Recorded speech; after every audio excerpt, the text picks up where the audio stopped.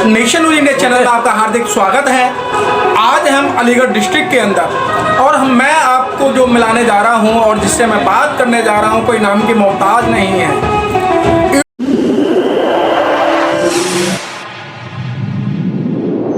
इस news channel पर जो भी वक्ता ने कहा वो उसकी अपनी राय है जिसकी पुष्टि नेशन न्यूज इंडिया नहीं करता। धन्यवाद। इन्होंने पूरे अलीगढ़ के, पूरे उत्तर प्रदेश के, पूरे भारतवर्ष के अंदर काम किया है। हमारे बीच में है कमलेश यादव जी। कमलेश यादव जी, आपका नेशन न्यूज़ इंडिया चैनल में आपका हार्दिक स्वागत है। कमलेश जी, जिस तरीके से इस समय पूरा भारत त्राही कर रहा है और जब 2014 से और अब तक चाहे किसान है, चाहे युवा है, कोई भी कम्युनिटी है, वो आए दिन धरना प्रदर्शन कर रही है, लेकिन अभी तक उनको किसी तरीके की सौगात नहीं मिली है। एक तरफ सरकार कहती है कि बेटी बचाओ बेटी पढ़ाओ का आंदोलन कराती है, दूसरी तरफ जो है कि युवा को नौकरी देती है, 2 करोड़ नौकरियां देंगे, 15 लाख रुपए देंगे। तो क्या लगता है कि ये देश त्राही क्यों कर रहा है, क्या कारण है? देश त्राही करना तो स्वाभाविक सी बात है, क्योंकि देश की जो गद्दी पे राजा बैठा है उस राजा को खुद ही नहीं पता, खुद उसका परिवार नहीं, उसे क्या पता कैसे परिवार चलाना होता है, कैसे परिवार के खर्चे करने होते हैं। किसान जो देश है, इस देश में 90% लोग किसान और युवा जो पीढ़ी है और जो मजदूर है उनसे देश चल रहा है जी। बिना उनके देश कैसे चल सकता? अगर किसान कल ही खेत में अन्न उपजाना बंद कर दे तो पूरे देश में त्राही मच जाएगी। और उसी किसान को जो है न्याय नहीं मिल रहा है, MSP नहीं मिल रही है। इतने किसान आंदोलन हुआ पिछली बार और उन्होंने, मोदी जी ने आश्वासन भी दिया किसानों को, लेकिन बदले में क्या मिला? कुछ नहीं। जो लोग शहीद हुए आज तक उनके परिवार को न मुआवजा मिला, न नौकरियां मिली, कुछ भी नहीं मिला उनके लिए जो परिवार शहीद हुए, है ना। तो बस झूठा वादा करना मोदी जी को, सिर्फ झूठ बोलना, झूठ के अलावा और कुछ नहीं। और जो मीडिया है वो भी उन्हीं के गुणगान करती रहती है, मीडिया को भी कुछ नहीं, दिन रात बस उन्हीं के गुणगान करना आता है। कमलेश जी, जिस तरीके से मोदी जी ने किसानों का कह रहे हैं कि कोई फायदा नहीं करा है, किसानों के लिए जो कानून दिए थे वो तो वापस ले लिए ना। किसानों के हित में बहुत अच्छी बात कर रहे हैं, क्योंकि आप जैसी महिला, पढ़ी लिखी महिला किसानों को जो है बरगला रही हैं, कह रही हैं कि इस कानून में कुछ नहीं रखा है। अगर उस कानून को सही ढंग से पढ़ाया जाए और किसानों को बताया जाए तो आगे आने वाले समय में तो उनके लिए बहुत फायदा है। अगर किसान बिल अच्छा था तो मोदी जी ने थूक के क्यों चाटा? किसान बिल वापस क्यों लिया? जब वो किसान बिल लागू कर रहे थे उस समय किसानों ने आंदोलन किया, उस आंदोलन में मैं भी गई थी, मैं भी सहभागिता निभाई, मैंने भी। तो जब उन्होंने थूक के क्यों चाटा? अगर वो सही था तो अपनी जगह ठीक रहते ना। चुनाव आया, चुनाव की वजह से वापस ले लिया। कमलेश जी, आप जैसे जो आंदोलनकारी हैं, कभी थूक के चाटने वाली बात करें, आपका तो काम ही है जो भी मोदी जी योजना लाएंगे और उनको जो आपको थूक के चाटेंगे, आपको तो काम ही है ना आंदोलन करना। हमारा काम क्यों है? हम क्यों आंदोलन करेंगे जब हमें अधिकार मिलेगा, हमारी चीज मिलेगी। आज जो किसानों का जो खाद का कट्टा है, आप उसे देखिए 5 किलो उसका वजन कम कर दिया, रेट बढ़ा दिए उसके। किसानों से पूछो ना, आत्महत्या कर रहा है किसान। किसान जो है आत्महत्या कर रहा है, वो नहीं दिखाई दे रहा किसी को, है। स्कूल में जब बच्चा उसका पढ़ने जाता है, कितनी फीस महंगी हो गई है वहाँ पर, वो सारी चीजें महंगी हो गई है। किसानों की चीज तो महंगी नहीं हुई, उसको तो MSP मिल नहीं पा रही है, उसके लिए कानून नहीं बन रहा है।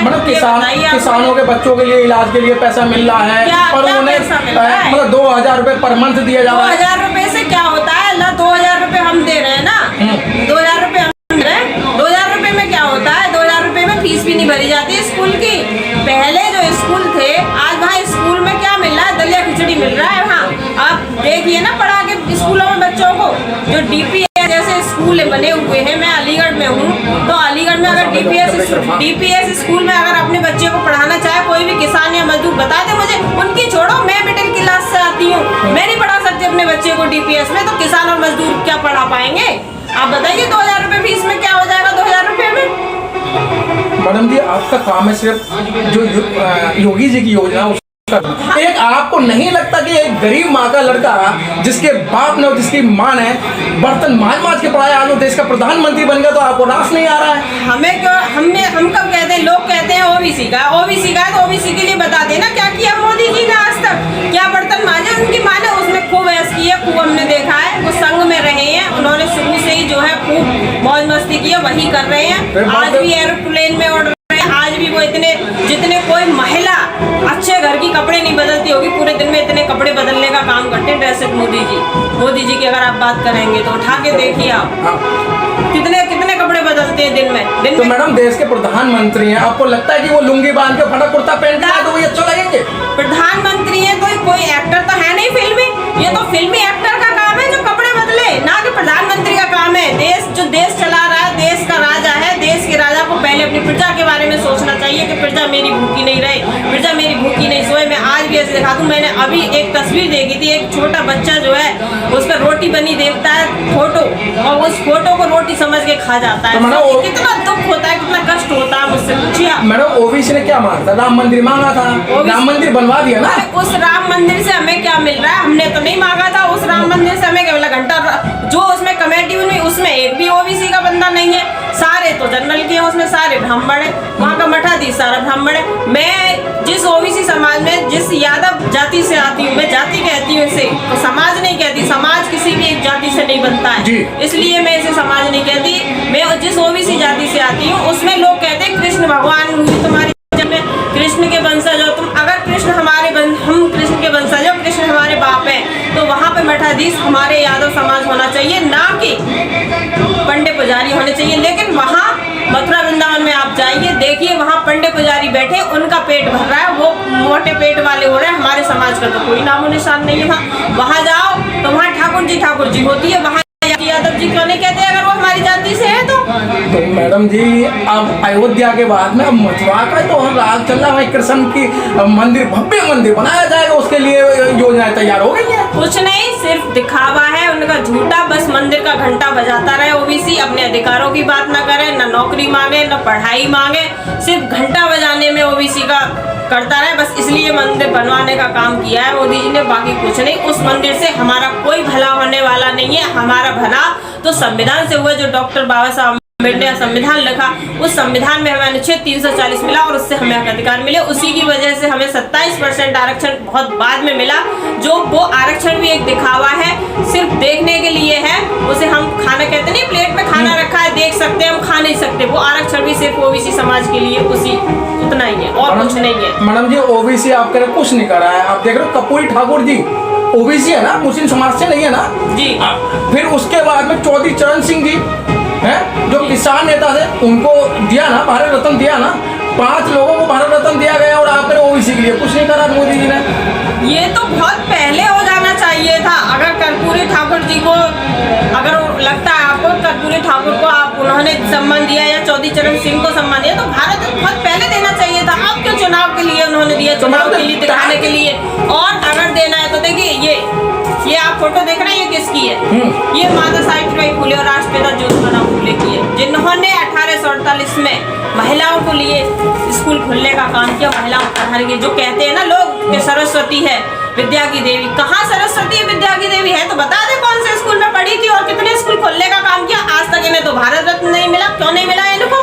है इनको भारत रत्न मिलना चाहिए ना, इन्होंने भी तो काम किया, समाज में शिक्षा की ज्योति जगाई, इनको क्यों नहीं मिला?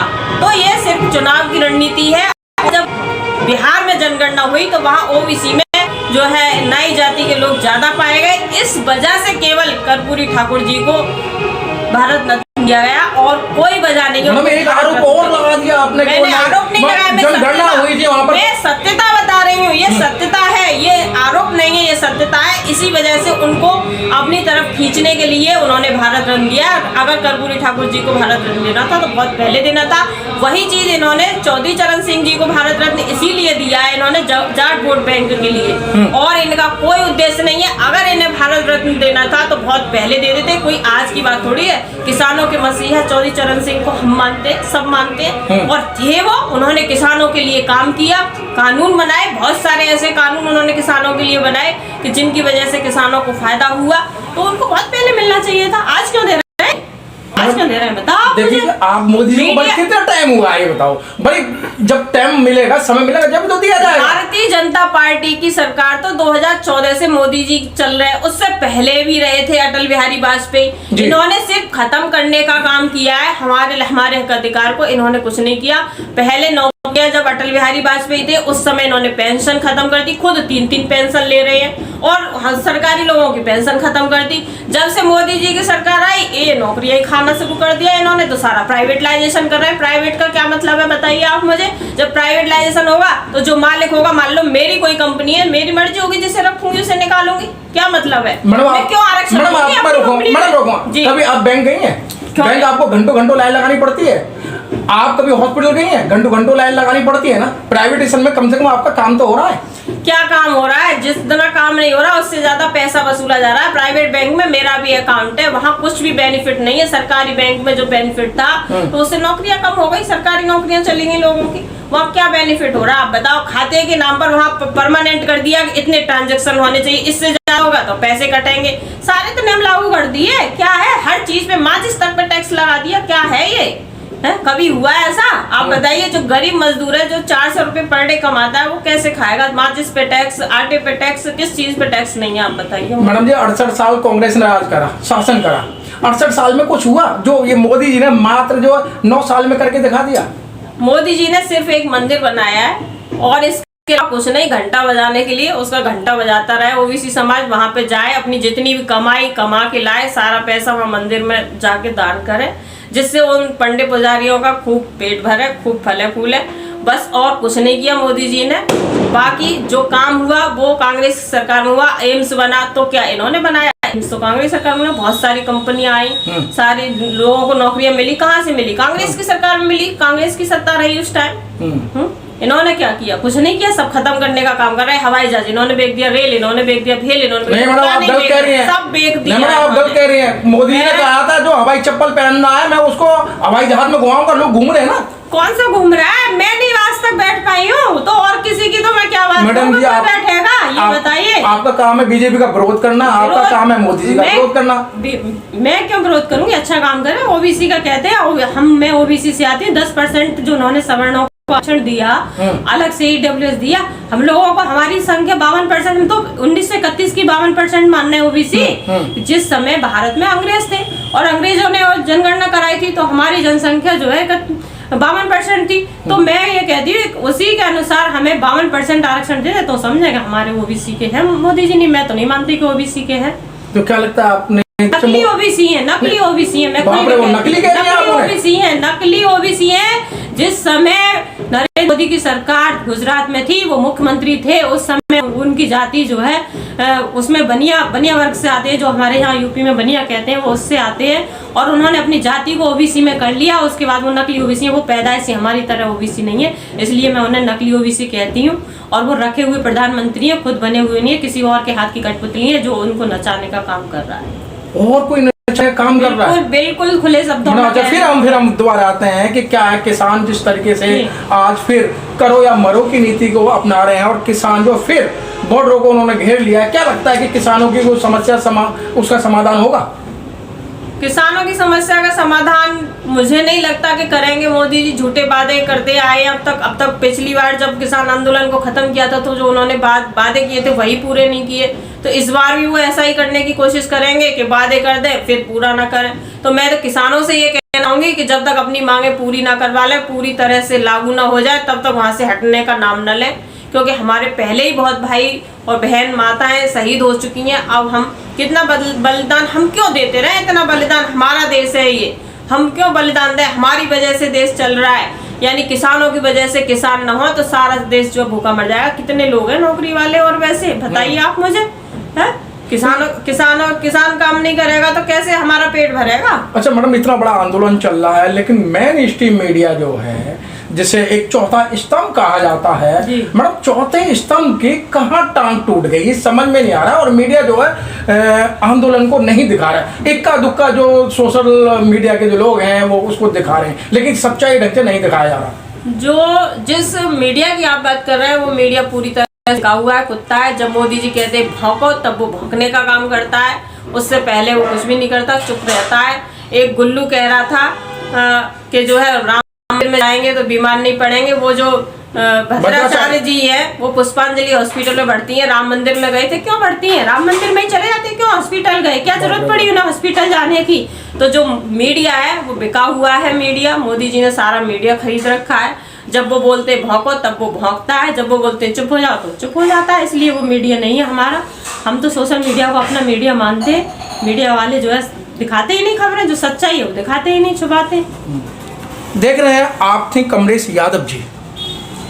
अगर अपना अधिकार चाहिए तो रोड पे आना पड़ेगा, अगर अपने बच्चों का भविष्य चाहते हैं तो रोड पे आना पड़ेगा, क्योंकि आने वाले समय के अंदर इस समय आप देख सकते हैं कि जिस तरह की त्राही चल रही है, एमटेक, बीटेक, बीएससी होल्डरों को तो साइकिल पंचर लगाने का भी बिजनेस बताया गया और पकोड़े तलने का भी बिजनेस बताया गया, लेकिन अभी तक सरकार ने ये नहीं बताया कि पकोड़े कहाँ तले जाएंगे।